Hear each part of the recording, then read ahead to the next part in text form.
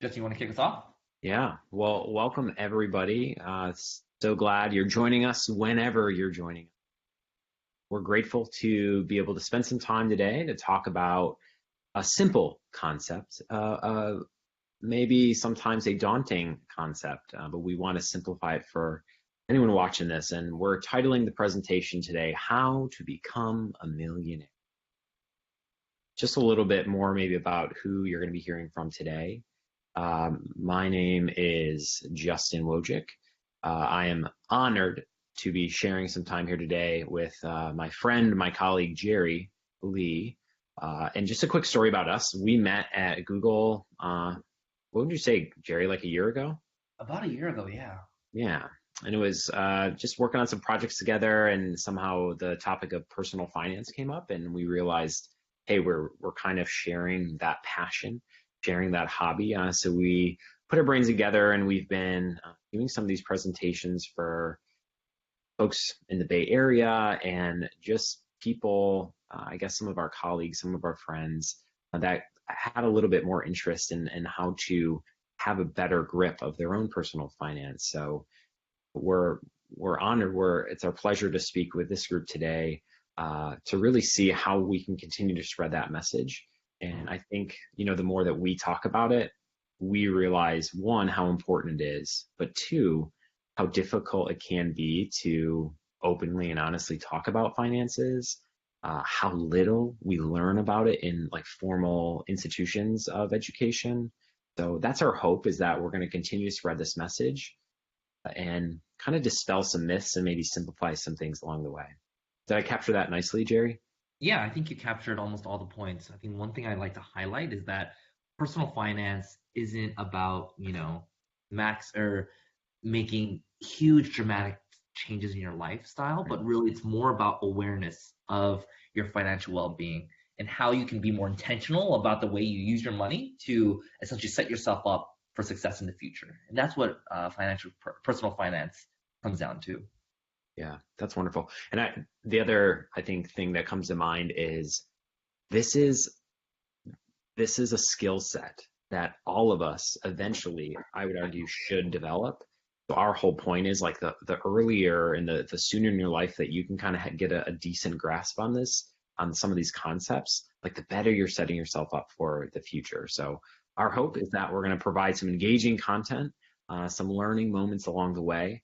And we do want to leave it open, for you to reach out for any questions or any clarification. We'll have all of our contact info at the end of the presentation. Okay. Okay, cool. So with that, let's get started. All right. So before we dive into it, we do need to put out the disclaimer. The disclaimer. We do want to say that both Jerry and myself, neither of us are certified financial planners. We are not, I would say, gurus with these letters next to our name. So really we want to share this topic, share this interest with you all. And we want that to be known as this is our hobby, this is our interest and passion area. But we don't want you for a second to think that, you should follow every letter of every word that we're sharing. We're going to share some like best practices that we've learned along the way. But again, if you really want to dive deep into this, we're always going to encourage you to contact that like financial professionals. So take that for what it's worth. The next point we wanted to highlight is this financial knowledge piece. We are going to be talking about a lot of concepts sort of at a high level today. We are not going to be diving deep into a lot of the terminology. There's so many resources online. We actually have a nice collection of resources we're going to share at the end of the presentation that if this is whetting your appetite, you want to learn a little bit more, go a little bit deeper, we're going to give you some of that. So just that heads up that we're going to kind of fly through some content at a high level. And if you do want to take that time to dive deeper, we're going to provide that for you at the end. Finally, along those lines is the simplification, right? So we're talking about these higher level pieces, but we're going to keep it fairly brief. Our hope is that you have somewhat of a base knowledge. So that kind of goes back to that financial knowledge piece. But we're going to do our best, keep it simplified. We're going to break down maybe complicated graphs or something in a little bit simpler way that you can easily grasp it. That's our hope. Anything else to add, Jerry? No, I think you pretty much touch upon all the points. Great. Cool. So 3 easy steps, right? Do you want to become a millionaire? We have 3 easy steps to complete to accomplish that goal. So one is simply living below your means. We're going to go into a little bit more detail on budgeting and identifying some of those areas where you don't realize you're spending as much as you are and how to sort of mitigate that as you track your spending. Next, we're talking about investing, right? So being mindful of your spending and then investing the rest. So how can you capitalize on investment vehicles that over the long term can really build some wealth? And we're going to dispel some myths along the way about investing in the stock market, how that can be considered gambling. We're going to show you if that's really the case. And then finally, the third and final step is joining the 2 Comma Club. Yeah, we really feel this is like a 2-step process, but Jerry loves his rule of 3s, so he wanted to really include this. Do you want to tell them more, Jerry, about the 2 Comma Club? Sure. The 2 comma club is essentially when you can finally add that second comma into your net worth, where you can say, now you are finally a millionaire. Now, the millionaire isn't really the whole point of the presentation, but really it's more about the idea of generating wealth for yourself.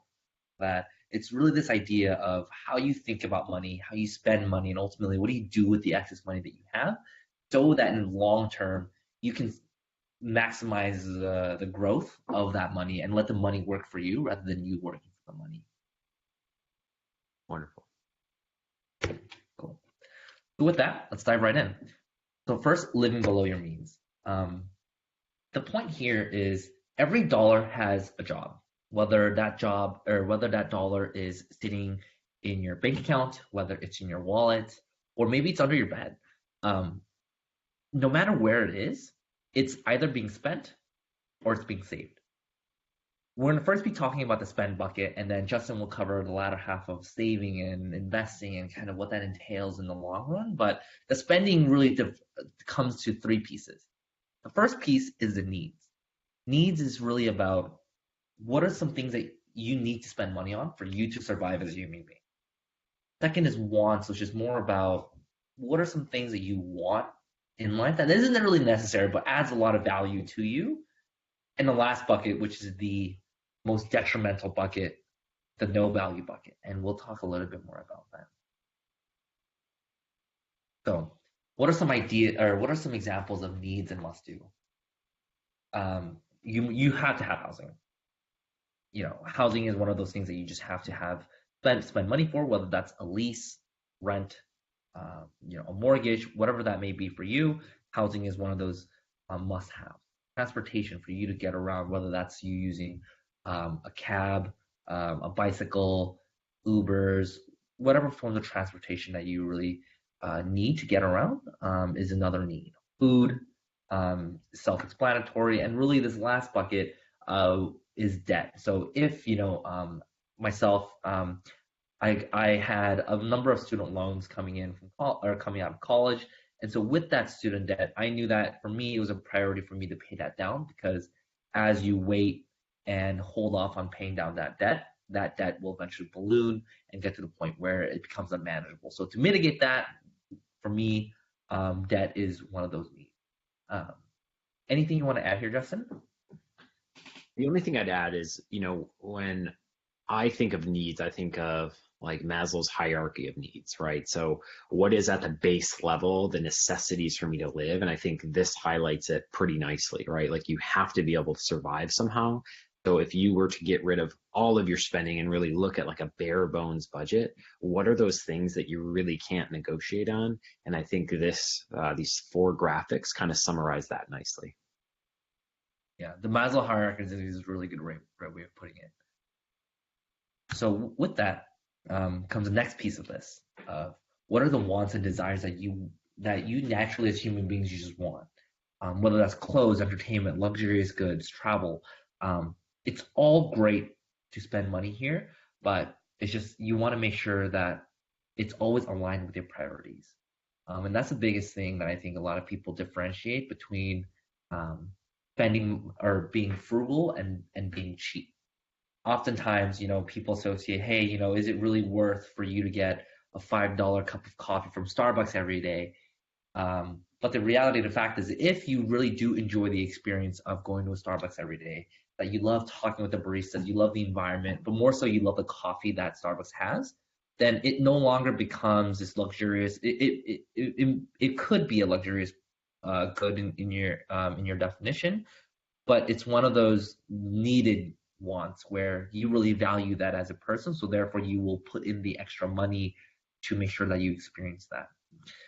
And so that's really at the end of the day, the wants and desires comes down to you as a person. What are your priorities, and what do you like the most, and what are you willing to invest time and money into? Anything else, Justin? I think of tidying up, right? This relatively new craze. It's a show on Netflix, and there's a famous book about asking yourself, does this item that I'm holding in my hand, does it spark joy? That's what I think of when I think of those like wants and desires. So for some people, it is that cup of coffee. It is that routine of going to their favorite diner, restaurant, whatever. For me, a personal example, I really love board games. That has like been my hobby the last few years. It's been a great way to like meet new people and just develop relationships. So that's like my hobby. That's what I spend a lot of money into. If I look at like my board game shelf, there's a lot of games, and I think about, like, over the years, how much money I spent. But I also think about the joy, the amount of just entertainment that money has provided me and provided, my friends and family. So for me, it's easier to justify, yes, I absolutely don't need those, but it really has like, magnified all the joy that I got from it. Yeah, absolutely. And if you guys ever need board game recommendations, Justin is your go-to guy. He has so many board games. But talking about the flip side, on the opposite end of the spectrum, is this idea of no value items. Now we talked a little bit about just like how Justin loves playing board games, so therefore he invests time and money into buying board games. The whole other end of the spectrum is putting money into things that you don't value. So for me personally, I would never invest, or put in a lot of money to buy a really nice car. Personally, for me, car is more of a utility more so than it is a necessity, and it's not something that I value personally as a person right now. And so, therefore, I would never spend, an absurd amount of money buying a really nice car, because for me, that's just not what I prioritize. And so, if you think about how you spend your money, what your priorities are, and as long as they're aligned, then this idea of spending money no longer becomes something that you can really deal, or no longer becomes an issue. But the issue is when you start spending money on things that don't provide you any value, that don't provide that spark of joy, like Justin had mentioned. That's where those are the items that you want to avoid. Yeah, I think of budgeting as almost like a diet, right? When people focus on dieting, or maybe it's an exercise goal, whatever, they want to jump all in and they want to cut out all of the sweets and all the things that really excite them. But what happens most often when you go down that route, the diet doesn't last long, right? So I love how sort of Jerry opened this idea of it's these small steps that lead to these big changes. I think what you'll see in some of these examples just right around the corner, you don't have to like get rid of everything, right? You can identify those needs and desires that again bring you joy and are kind of worth that time and money. But I guarantee we all have these no value items sort of in our lives that we don't even realize are there. So that's where a nice exercise come in that Jerry can lead us through right now. Yeah, absolutely. So let's walk through an example. So meet Sarah. Sarah is 34 years old. She's a high school science teacher and is struggling with her finances. So she has come to us as a collective, to essentially help her with her finances, try to understand where she can improve her financial well-being. So a little bit background about Sarah. Not only does she love teaching, but she loves doing yoga, she loves cooking, and she loves running. So on a given week, she'll allocate all her free time to any one of these three activities. And she really values these activities as a human being, because these are truly something that she prioritizes in her life. So this is her financial situation. She brings in about $1,500 every month, and she spends about $1,650 every month. And so if you do the quick math, that means she's losing $150 every month, and she has no idea why. And so she's kind of asked us to say, okay, how can I rethink my financial situation, and how can I improve that? And so below, you'll see a list of her expenses that she has on a given month. And we're here to identify what the ones that we classify as low value. Some things that we to highlight, automatically we see she has a Starbucks habit. She has Six Flags pass, a running club, mobile app purchases, and a forgotten news subscription. So the first expense, the Starbucks habit, is really a question of, okay, does she really value that experience of going to Starbucks, getting that Starbucks coffee, and really, does that add value to her life? Does that give her that spark of joy? For Sarah, again, her passions were the three that we listed before. So therefore, Starbucks may not really fit into that bucket. And so maybe $80 is something that she could shave off right away by shifting from going to Starbucks to maybe making her own coffee at home. Second piece of this is a Six Flags pass. Sure, Six Flags is a great experience, but if she doesn't value going more than once every month, or or even on a monthly cadence, then is that something that she should really be paying for? Jerry, can you clarify what Six Flags is? So yes, so Six Flags is a amusement park in the States where you can either pay it by ticket, or you can pay an annualized or monthly pass. Gotcha. Yeah. The third piece of this is a running club. So maybe this is something that she values. Maybe running club is something that that she derives a lot of value from, has a lot of friends as a result of it. But again, maybe it's not something that she should be spending money on. Maybe it's something that she could, spend money running with another group of people, or if she has to really value whether or not that $50 is really in line with the value that it brings. The mobile app purchases, again, another expense that you can cut, assuming that she doesn't really spend a lot of time on mobile apps. And the last thing is this forgotten news subscription. Oftentimes, we will subscribe to Netflix, Hulu, Amazon, and a lot of these subscription services that we might forget at the end of the day. And come 3 months down the line, 6 months, a year, you'll have realized that, hey, I actually don't use this service anymore. And it's something that should have been cut out a long time ago, as soon as you realize that point. But as soon as she cuts out all 5 of these expenses, what happens? The next month, she no longer loses $150 every month, but rather she gains a net of $135 that she could either, 1, put down towards her debt payment, 2, save, or maybe 3, put more money into the things that she enjoys. Maybe she spends more money on groceries, or takes a cooking class, or maybe she takes more yoga classes. That's the whole idea of budgeting, that you just get rid of the expenses that don't add any value to you, and you just either reshift that into things that do. Justin, Yeah. anything to add here? And I think that's a huge takeaway, right? Because when I hear budgeting, again, I think of the dieting, and it's like, tell me all the stuff I can't do, and then I roll my eyes and I'm just so resistant to it. But if you shift that mindset to, well, hey, now you have extra money to put it towards, those passion areas, or to pay off that debt, or to save for retirement, whatever, that little shift in your mindset can really put that positive spin to motivate you that much more. Absolutely. Thanks for sharing. Cool. And so again, what did we just go through? We understood Sarah's spending habits. We listed out her priorities. And lastly, she was able to track each and every one of those items in her bucket, or within her expenses, and so she adjusted. And as a result of her taking these 3-step process, she was able to not completely shift around her financial situation into making a value-based decision on what is important to her life and aligning her spending to those priorities. Cool. So I'll hand it over to Justin to talk about investing. All right. Step 2 of your process to become a millionaire is to invest the rest. I think there's this, I'll share a personal story.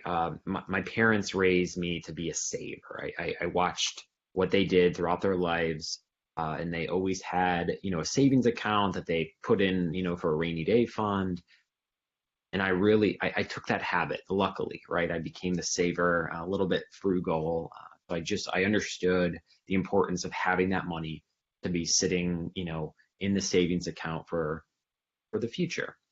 What I didn't know, though, is the power that investing that money can yield over my lifetime versus just sitting in a savings account where I may not be getting a lot of interest versus having it just in cash, let's say under my mattress or, in a safe in my house, and actually how you could potentially lose money over the years simply because of inflation. So I learned this a few years ago. Jerry and I have talked a lot about this. We found this passion area, personal finances, but investing specifically, investing for retirement, and how these small changes early in someone's life can have exponential returns later in life.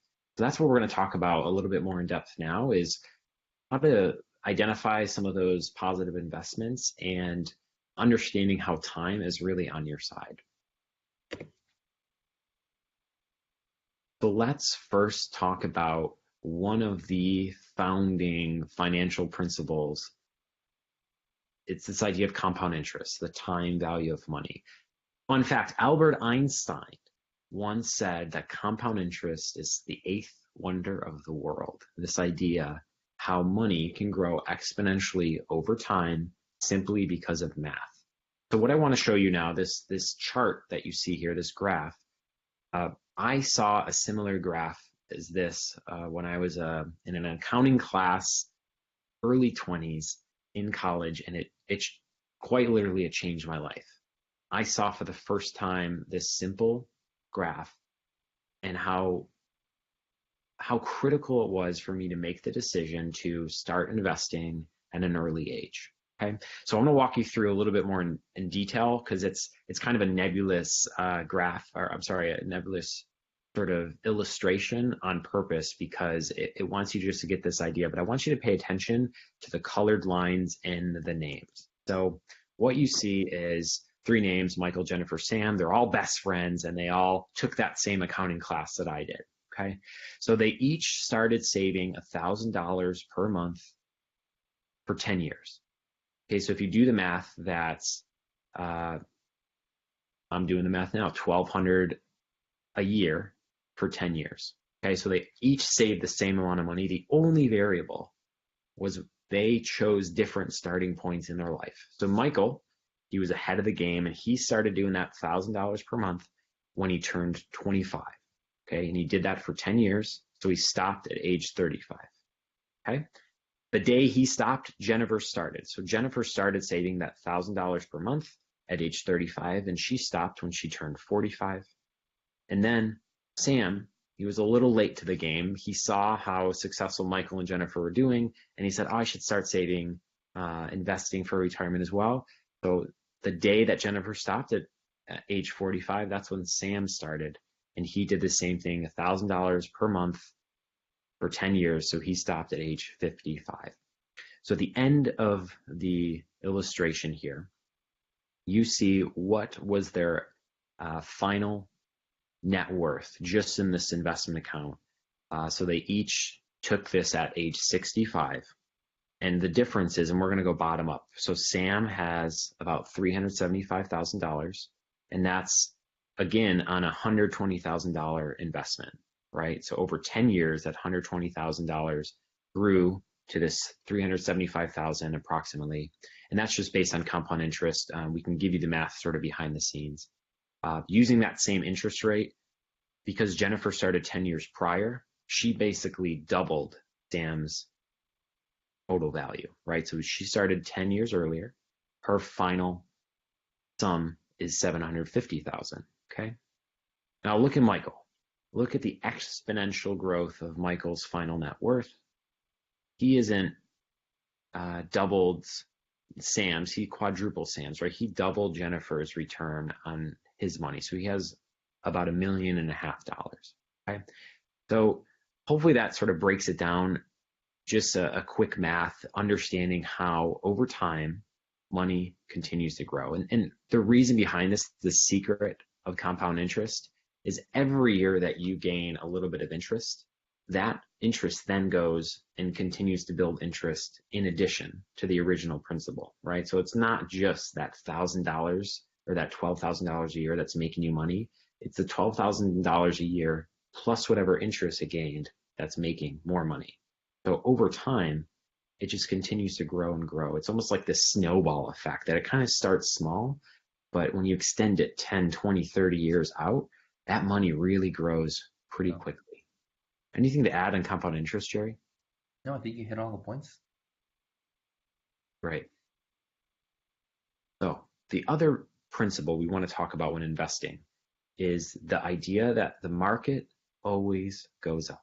Okay. So this is looking at the US stock market. One of the specific indices is the Dow Jones Industrial Average. It's a collection of some of the largest companies in the US stock market, and it basically assigns it an average of how well they're doing, and this is very well cited as like the general strength of a stock market is based on some of these indexes. Okay, so this is one of them, the Dow Jones Industrial Average. This shows you what value it is over time. So if you go all the way to the left of the chart, it's in the 1890s, somewhere where they first started recording this. And if you see the scale, it's like it's worth 50 points, right? Now, if you zoom forward all the way to the right, you're over 10,000, right? Well over 10,000. So you can see over time, there's going to be ups and downs, right? Specifically, we can highlight in the 1929, right? The big stock market crash, right? That was a bad day for many investors. You can see how it dipped for several years. But what you also see is moving forward throughout the timeline, it recovers and then some, right? So this principle of crashes happen, but so do recoveries is critical when understanding the importance of investing over time. Anything, Jerry? Good to go. Here's the sad truth, however. Most people lose money in the market. There's some estimates that it's upwards of 90, 95% of anyone that invests in the US stock market will lose money. But how can that be, right? We just showed you the previous slide. It shows it always goes up. So how is it possible that most people, a large majority of them, lose money in the market? A few reasons, right? So one is we are imperfect beings, right? As humans, we have emotions. There's a psychology behind your money. And let's face it, we'll panic. We can panic when times get tough, right? So imagine you're investing in the market and it dips substantially, right? Your net worth suddenly is 50% of what it was even a month ago. There's this hesitation, there's this fear that may pop up to say, okay, this is the time to cash out. I need to get out of the market to avoid any further losses, right? Additionally, it could be the opposite. The market is an all-time high. You're seeing a lot of people getting rich and you're hearing all these news stories. Maybe you say, I need to put a lot of my money into the market. But the reality is, it's very difficult to time the market in that sense because it may end up being the reverse where you buy into the market and then it goes down and now you lost a lot of that money just as you bought it at the top of it, right? Another main reason that a lot of people lose money is because they treat investing and they treat the stock market as a sort of gambling, right? They're rolling the dice, they're drawing cards to see if they can pick the winner.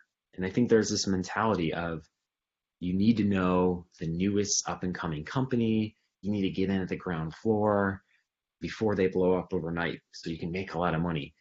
We have all seen news stories, and the one that comes to mind most recently is cryptocurrency, right? You heard of a lot of like Bitcoin millionaires, overnight millionaires that knew when to invest early, and then the price blew up over a few days or a few weeks, and they made a lot of money. We think we can be that, right? But the reality is it's very hard to predict that because what not a lot of people talk about on the flip side of that Bitcoin story is when did those Bitcoin millionaires cash out? For a lot of them, they never did. They said, it's only going to continue to get higher. We're going to ride this wave. But the reality is that Bitcoin price went back down. Now, it may not have bottomed out, but potentially they lost a lot of money because they didn't know when to get out. So I think that's the rub when it comes to individual investments, specifically individual, in this case, we're talking about cryptocurrencies. You can extend that to say investing in individual stocks or companies. So because of that, we want to introduce this concept. Perhaps some of you have heard of it. It's called diversification. And that's our trick, I guess. Not trick, but that's a best practice that we want to talk through today. So before you see three evocative images, right? We have some leaves, right? Individual leaves. Then we have trees, and then we have a large forest, right? So I want you to see these leaves as stocks.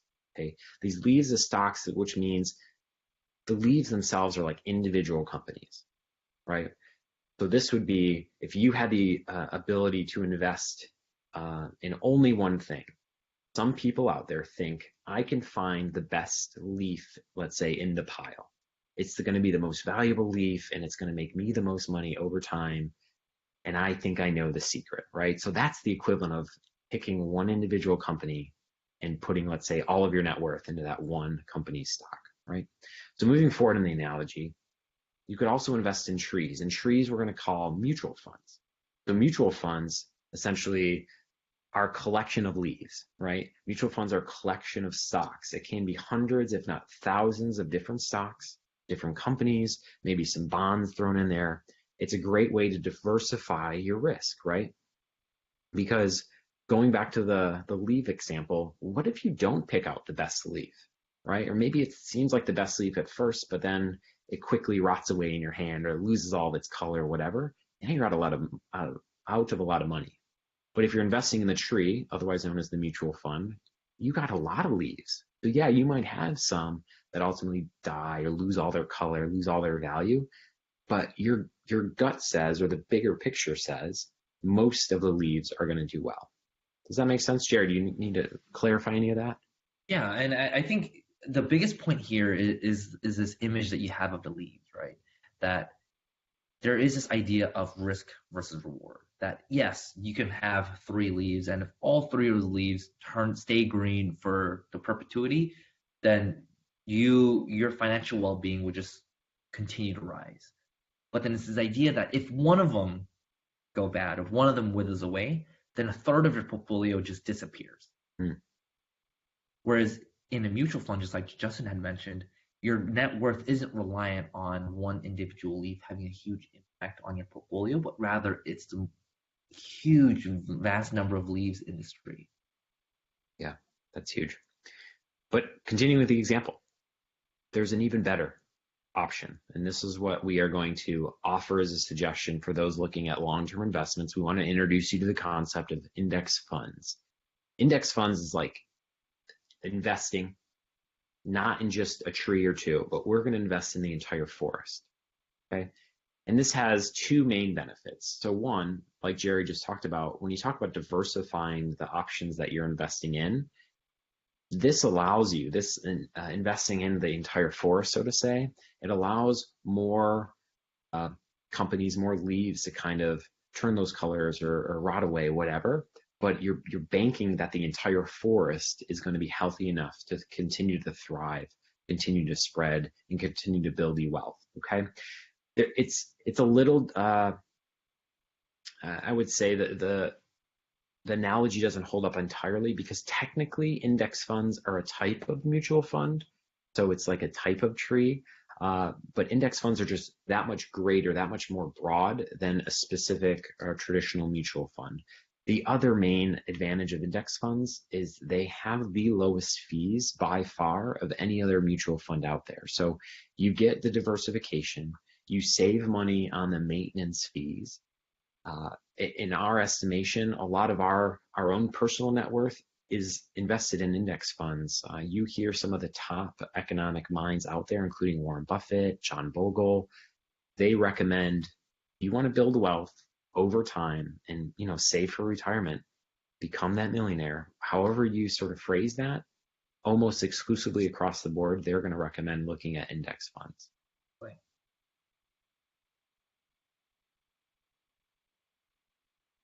So that's sort of a little bit more right about that leaf analogy, but this is a piece I want to also hammer home for folks.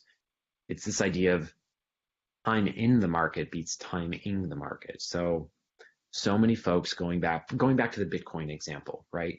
There might be this idea that you know exactly when to buy into the market, ride the wave, and then get out right before it sort of crashes again. It's arguably impossible to do that, and it's impossible to do it over time. So this is a key economic principle that wealth managers will really talk to anyone that'll listen, and we really believe in this message that at the end of the day, the variable that matters the most is not how much money you have in the market or just how much money you hope to make one day. The key variable is how long are you in the market, right? Because of that compound interest graph, the more exposure you have to the growing stock market over time, that's going to yield higher net worth at the end of that journey. So that's a key principle we want to, again, re-highlight, is this in the market versus timing the market. Exactly, Justin. And I think the point to really hammer here, I think, is that oftentimes we'll hear our friends say, you know what, I made 30% of the market by, investing in 6 companies that I thought were really going to boom. But then the question is, can you do this over the long term? And the argument that people might make is say, hey, you know what, the market's riding high, and I'm not going to invest until it crashes. Well, the flip side is true, where as you're investing in the market and as you're riding this wave, not only are you going to buy into the market when it's high, but you also buy into the market when it's low. And I think that's a really key highlight that a lot of people miss, and that over the long term, that your net worth will grow and that everything will eventually even out, because the market will inherently have waves. It'll go through recessions. It'll have high peaks of growth. But in the long run, like Justin has shown, it'll always go up to the right. Well said.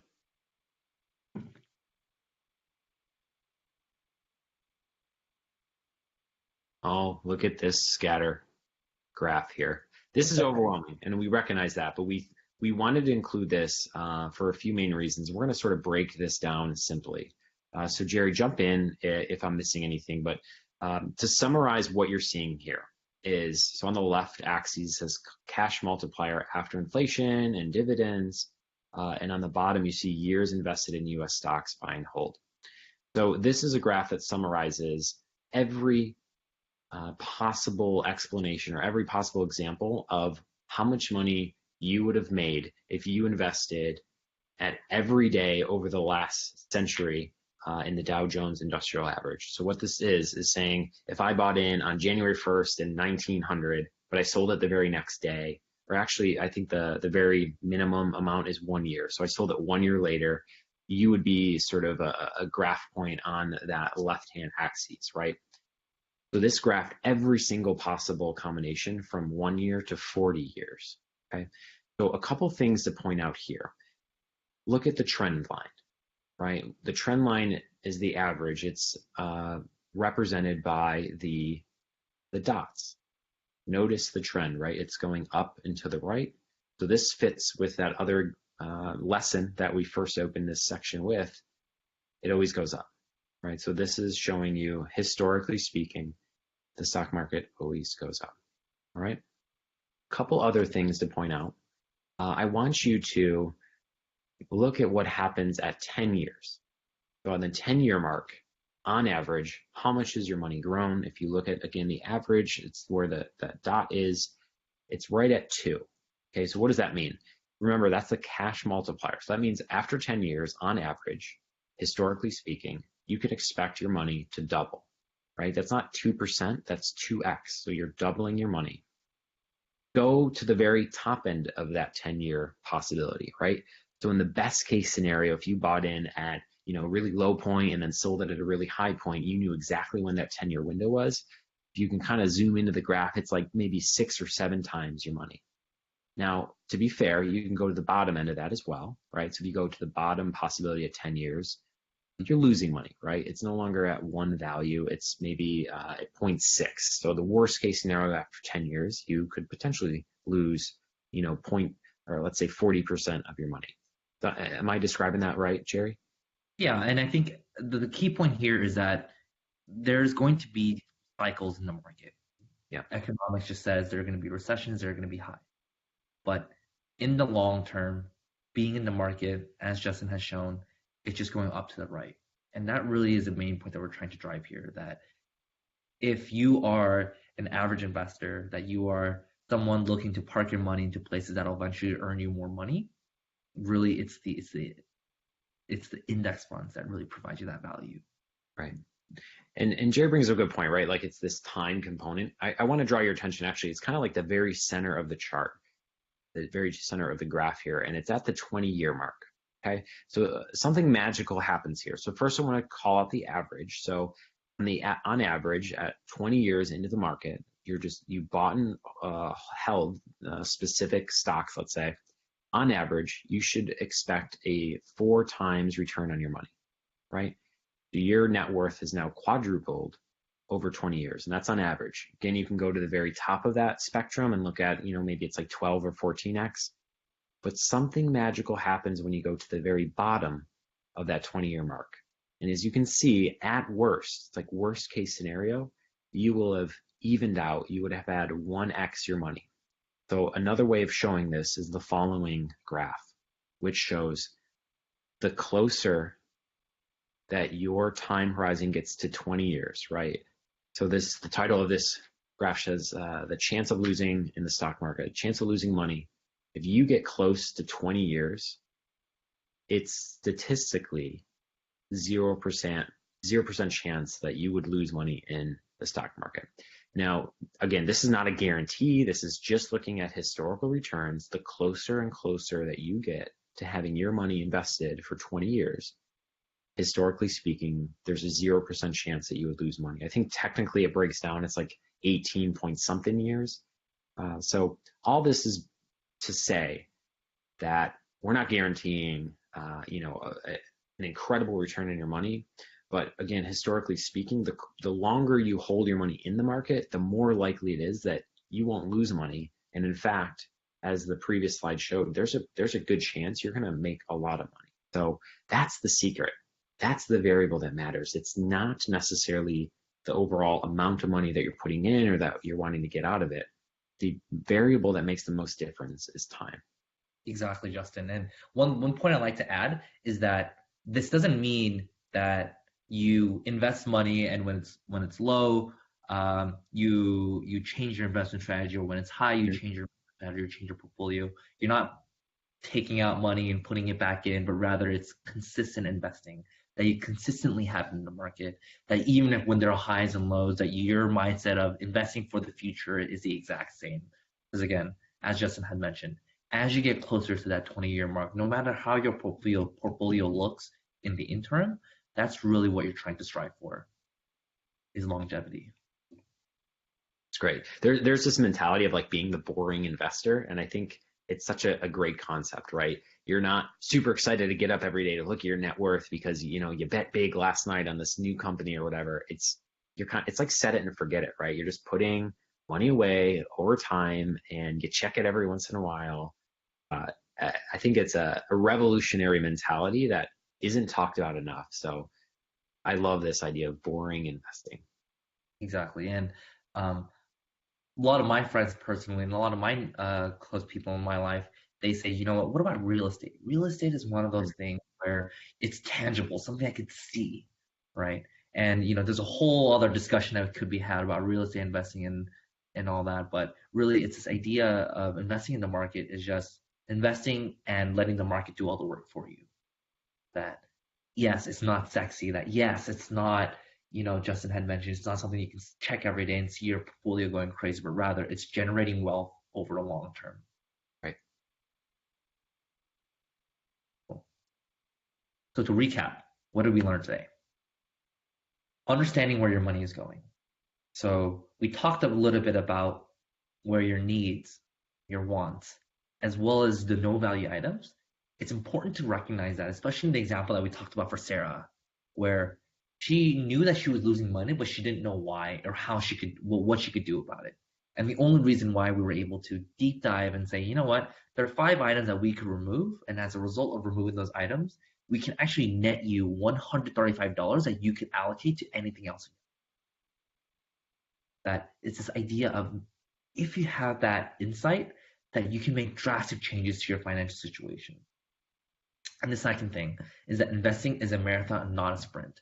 That investing is all about long-term investing, that it's about investing in the market and maximizing your returns while mitigating the risk that you have. And as Justin has showed in that chart, over the 20-year period, statistically, you have a very, very low chance of losing money while being in the market. And as you do both of these steps, we hope that one day we all can join the Two Comma Club and really make sure that we're all financially set for the future. And so if you're interested, we have a bunch of recommendations that were for you. We have books that you can read, from J.L. Collins to Tony Robbins to reading about Boglehead's Guide to Investing. These are investment strategies that we input to our daily or to our portfolios personally, and it's something that we really recommend. In addition, we have 2 websites that we'd like to provide: bogleheads.org as well as reddit.com/r/personal finance. Both are great resources for you to understand at a high level how you can take control of your financial future and financial situation.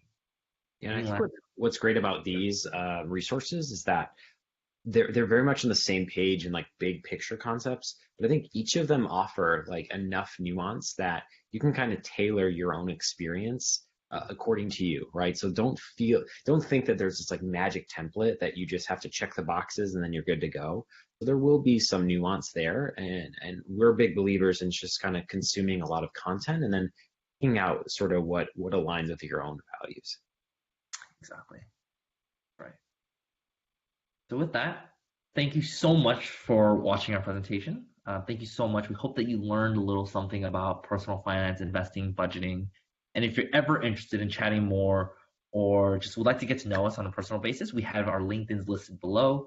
So feel free to reach out, connect with us, engage with us. We love talking about this. We love presenting about this. So if there's any ways that we can help, we're more than happy. Yeah, and I would just add, we want to empower you. We want to inspire and motivate you to not think that this financial literacy, this financial understanding is out of the realm of possibility for you to fully grasp. Because I would share, like, I had some interest in this in college, but then I didn't really think about it. And it wasn't until I stumbled on a few of those books and actually the Reddit site, believe it or not, that it really opened my eyes to this idea that I can learn this stuff, right? I don't have an advanced finance degree. And again, we're not financial experts, but we know enough to really feel confident in our financial decision making. And we know enough to be able to share that with the world, because it's a shame. It's a shame that we don't learn more about this in formal education settings. And sometimes societal pressures, prevent us from actually talking about this with, more directly with our friends and family. So our hope is that you can learn something along the way, but also, feel empowered to really take control of your own financial well-being. I couldn't have put it any better. Well, thank you, everyone, once again, so much for your time. Thank you, Diana, for bringing us out and presenting to the audience and giving us this opportunity. And hopefully we can do this again soon. Great. Thanks so much, y'all.